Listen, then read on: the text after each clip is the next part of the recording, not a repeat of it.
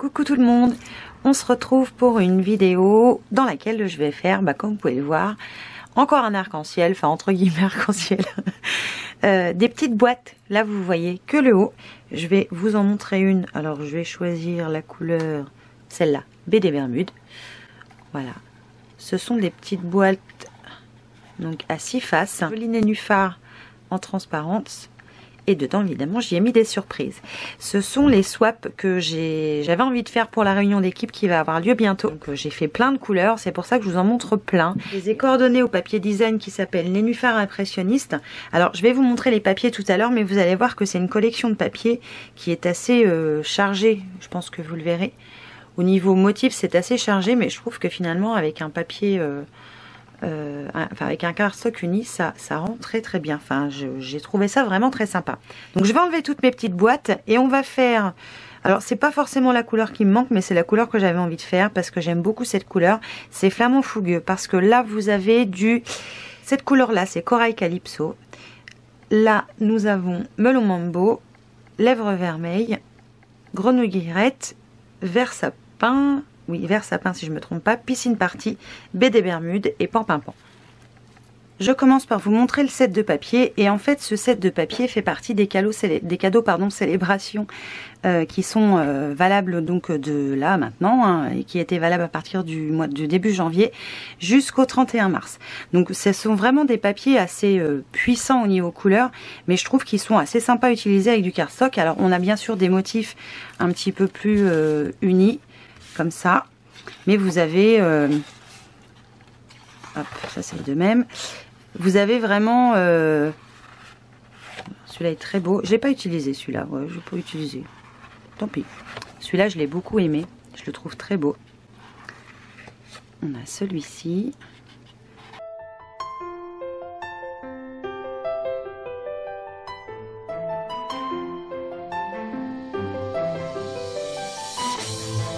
en cadeau de célébration, on a la possibilité d'avoir des matrices de découpe. Donc ça c'est pour un montant de 120 €. Les papiers c'était pour une commande de 60 €. Donc ce set là vous est offert pour 120 €. Il y a aussi un set de tampons, mais tout ça je vous le mettrai sur le blog. Donc c'est parti, on va démarrer notre projet. Donc en couleur Flamant Fougueux, c'est vraiment une couleur que je trouve super belle. Comme j'ai l'habitude de le faire quand c'est un projet 3D, j'aime beaucoup utiliser les inches. D'ailleurs, j'aime beaucoup utiliser les inches tout court, je trouve que c'est plus simple. Pour notre papier, on va avoir besoin d'un morceau qui mesure 7/3 par 5,5. Alors, dans une feuille A4, vous allez pouvoir en faire 2. Et on va avoir besoin de papier de matage. Alors moi, je l'ai déjà découpé, mais je vais vous donner les mesures. En fait, ils mesurent tous la même taille. Ça mesure 1 inch de large par 2/3 de haut. Voilà, donc moi j'ai choisi cette couleur là, je trouve qu'elle va bien avec. On va avoir besoin aussi de chutes de papier qui vont nous servir à décorer notre boîte, mais je vais vous montrer tout ça au fur et à mesure. Il nous faut aussi un morceau de rhodoïde, donc pour faire la partie ajourée de la fleur, qui mesure 2/1/4 par 2/3. Donc moi je l'ai déjà découpé et j'ai posé du double face, comme ça vous permet aussi de mieux le voir, sinon je vous montre un truc transparent que vous ne le voyez pas. On va commencer par marquer les plis de notre boîte. Je positionne mon papier dans le sens de la longueur, donc dans le sens du 7/3, et je vais marquer les plis tous les 1/1/4 de inch. Donc je marque le premier à 1/1/4, ensuite 2,5, 3/3, 5, 6/1/4 et 7,5. Avant de retourner mon papier, alors c'est pareil, tout ça vous l'aurez sur le blog, je vais faire des toutes petites encoches sur le haut de mon papier pour pouvoir faire mon pliage par la suite. Donc on va marquer le premier à 5/8. Donc on appuie un tout petit peu juste pour le marquer. Ensuite un 7/8. 3 1/8, 4 3/8, 5 5/8 et 6 7/8. Juste un petit point comme ça. Je vais vous montrer d'un petit peu plus près si ça marche. Je pense que vous le voyez un petit peu, j'espère que vous le verrez. Voilà, par ici. Tous les hauts, en gros j'ai fait une marque de pli à la moitié en fait de la petite bande qui se trouve là. Ensuite je vais tourner d'un quart de tour et je marque un pli à 1/4 et 4 1/4. Je vais continuer à marquer mes plis. Pour ça, je vais utiliser le petit tapis de mousse, le Stampin' Pierce, parce que je le trouve très bien. Je vais prendre une règle et je vais relier chaque endroit où j'ai marqué le haut de mon papier à la première marque de pli qui se trouve ici. Je vais faire ça tout le long.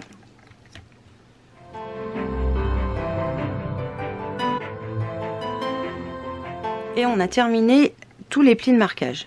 Donc voilà, comme ça vous allez les voir. Vous voyez, il n'y a rien de compliqué. Ensuite, je vais venir couper le petit rectangle qui se trouve en bas.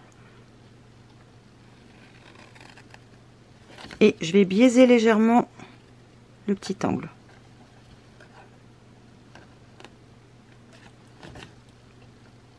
Il ne faut pas hésiter, vous voyez, je ne l'avais pas bien fait, à enlever la ligne de pli pour que ce soit plus joli.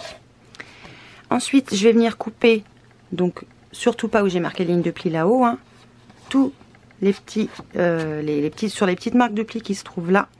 Et je vais faire comme j'ai fait pour mon onglet. Je vais venir en fait, alors je coupe bien droit, hein, je vais venir enlever une partie, enfin l'épaisseur de mon pli pour qu'il ne se voit pas à l'autre côté, parce que sinon c'est pas très joli. Donc je fais ça tout le long.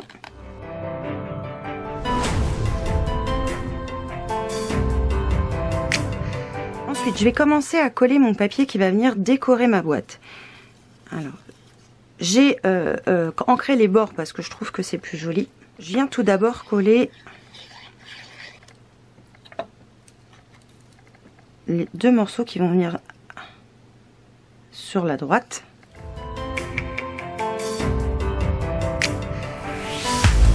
J'ai coupé mon papier en fait tous les 1 inch. J'ai découpé une bande qui avait un sens. Enfin, moi j'ai estimé qu'elle avait un sens. Et ce que j'ai fait, c'est que j'ai coupé chaque morceau, donc tous les 1 inch. J'ai coupé donc 2 3/4 sur la hauteur. Et après, j'ai fait une coupe tous les 1 inch. Et j'ai mis dans l'ordre mes papiers pour que mon motif se suivent en fait, pour qu'il n'y ait pas de coupure franche, que celui-là n'est pas là. Vraiment, c'est dans la continuité de mon papier. Ce que je fais ensuite, et là je ne vais pas utiliser de colle pour l'instant, je vais venir positionner les deux papiers suivants, donc à l'endroit où ils doivent être collés, mais je ne vais pas les coller. Je prends du scotch de masquage ou quelque chose qui risque pas de déchirer votre papier. Je les maintiens en place. Et je vais venir passer ça dans ma machine de découpe pour pouvoir découper mon nénuphar. Donc je vais me mettre à cheval en essayant d'avoir à peu près la pointe de mes pétales sur la ligne de marquage. Je vais le découper comme ça. Alors voilà ce que j'obtiens. Donc je vais enlever ma découpe. Alors juste petite info, je suis passée, enfin j'ai fait 2 allers-retours au niveau de ma machine de découpe parce que comme j'ai 2 épaisseurs de papier, donc le de cardstock est assez épais, c'est toujours mieux. Donc j'obtiens en fait ma découpe que je vais enlever tout de suite. Je vais garder ces 2 petits morceaux là qui sont en fait la coupure de mon papier parce que ça peut toujours servir un moment ou un autre pour embellir un mini album, n'importe quoi. Je finis de bien défaire ma fleur. Avant de continuer sur ma page, je vais venir apporter un petit peu de brillance à ma fleur. Alors pour ça, je vais prendre mon tapis en silicone. Je vais mettre ma fleur dessus. Je vais prendre la colle de précision qui est juste l'outil idéal pour faire ça. Et je vais venir en fait mettre de la colle précision partout pour apporter de la brillance en fait à ma fleur. Je suis désolée, ça a coupé, mais bon, vous avez compris le principe, hein. Et j'ai bien laissé sécher, donc c'est assez long le temps de séchage, pardon. Et voici le résultat. Je pense que vous verrez. Je vais pouvoir donc décoller, puisque c'est que aidez-moi. Aidez-moi. Je me rappelle plus. Mais vous savez ce que c'est, hein. Je vous fais pas un dessin, c'est une grande marque. Ah ben voilà, je l'ai mangé. Donc je vais venir coller mes morceaux. Je vais venir continuer à les coller plutôt.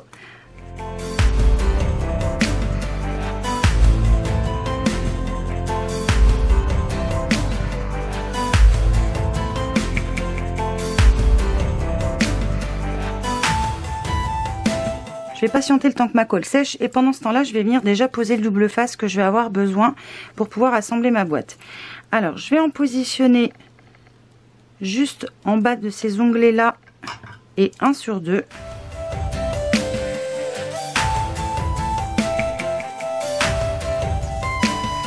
Et ce qui va dépasser, en fait, je vais venir le rentrer tout à l'heure. Donc je fais juste attention à pas le coller sur mon plan de travail parce que sinon forcément il va coller dessus, ça va le déchirer. Je vais ensuite marquer mes lignes de pli.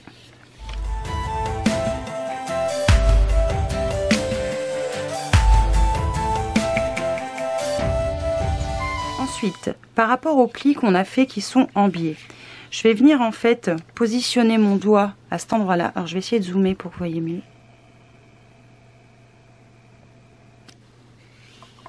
Voilà, je pense qu'on voit. Donc je vais poser mon doigt donc à ras la ligne de pli. Je vais mettre mon doigt sous l'autre morceau et je vais pousser. Et je vais venir appuyer mon pli juste comme ça. Je vais faire pareil à cet endroit-là. Et là, je pense que vous verrez mieux ce que ça donne. Vous voyez, je m'arrête juste là et je fais ça tout le long.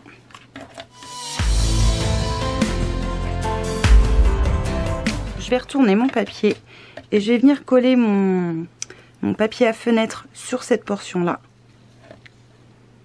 Je le centre au mieux.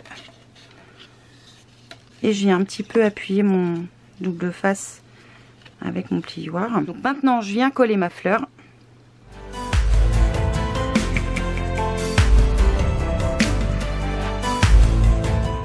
Je mets d'un chiffon pour appuyer.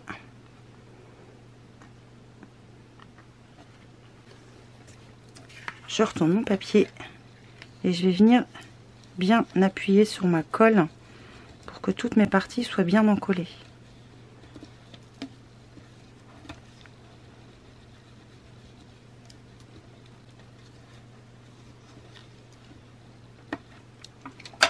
Je vais laisser ça sécher un petit peu avant de le manipuler et préparer 3 petites fleurs.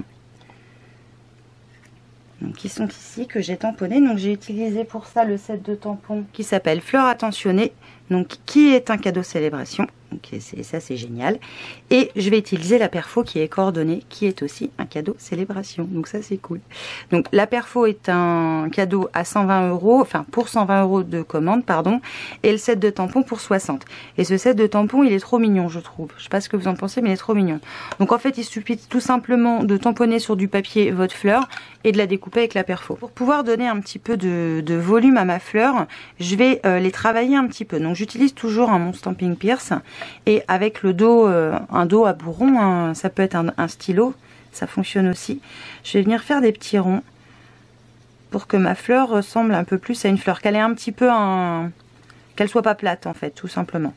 Donc je le fais à l'envers, je retourne ma fleur et je me mets dans ce sens-là. Comme ça, on a un tout petit peu de volume. Je vais essayer de vous montrer. Vous voyez, ma fleur, elle a du volume, alors que les autres sont toutes plates. Donc, je vais faire ça sur les 3. Sur une des fleurs, je vais venir poser un petit bijou. Alors, je sais pas vous, mais moi, j'ai tout le temps plein de restes de bijoux que je me sers pas, qui sont plus dans les collections. Bah, c'est pas grave. Je sais pas si vous allez voir, mais j'avais fait le test sur ceux-là. Mais je les ai en fait colorisés ou colorés, je sais plus comment on dit, avec les feutres alcool, et ça tient du feu de Dieu, donc c'est génial. Donc je vais venir sur une seule poser un petit bijou.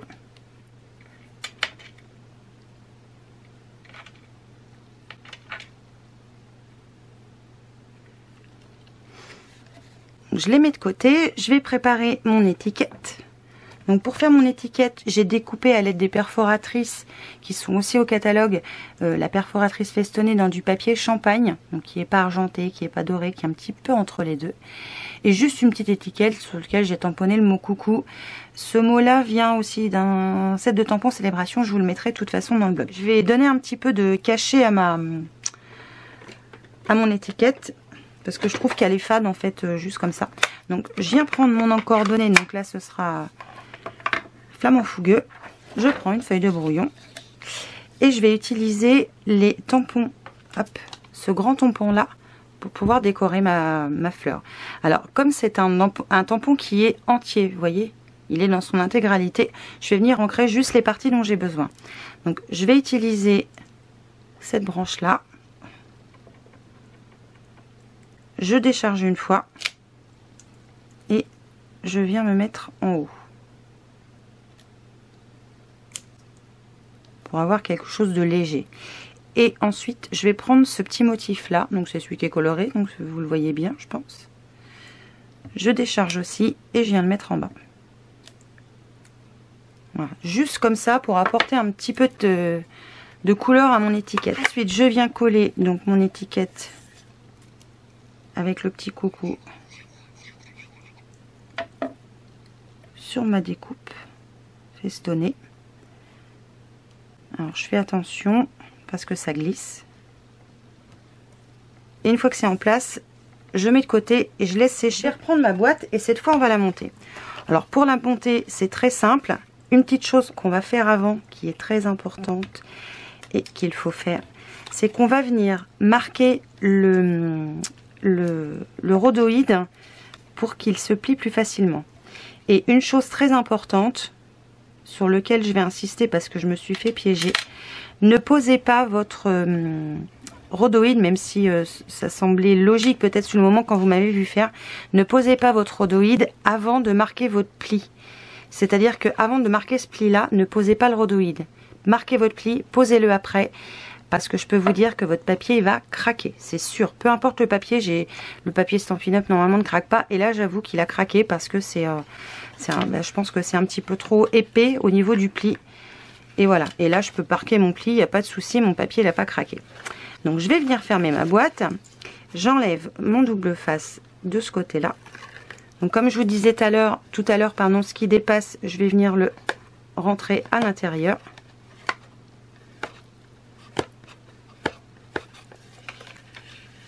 Je ferme à côté et je rabats et ça tombe pile. Voilà, si ça tombe pas pile, c'est que vos marques de pli ne sont pas à la bonne distance. Hop.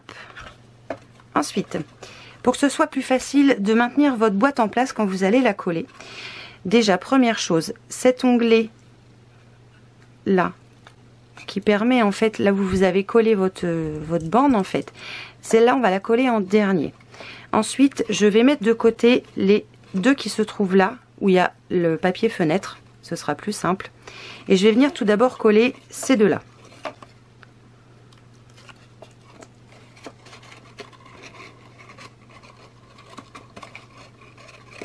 Je maintiens ma boîte et je fais pareil avec les autres côtés.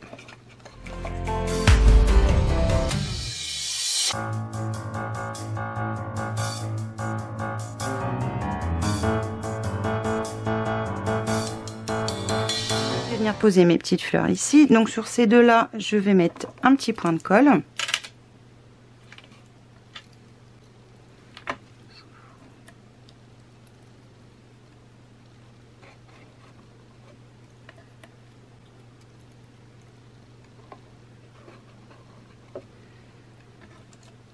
Au dos de mon étiquette et de mon autre fleur, je vais mettre des petits dimensionnels. Je colle ma fleur, la troisième.